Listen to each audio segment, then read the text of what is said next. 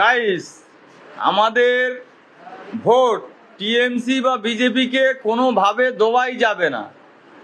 ওয়াকফের আন্দোলনে যেভাবে আমাদেরকে অপমান করে তাড়িয়ে দেওয়া হলো, যে দিদি বলছে আমার থেকে আর কেউ খারাপ হবে না যদি আবার হুড়ুহুড়ি করো, তাহলে আমরা আমাদের ওয়াকফ, আমাদের সম্পত্তি, মসজিদ, গোরস্থানা এর জন্য যদি আন্দোলন করি, সেটা হুড়ুহুড়ি হয়ে যায়।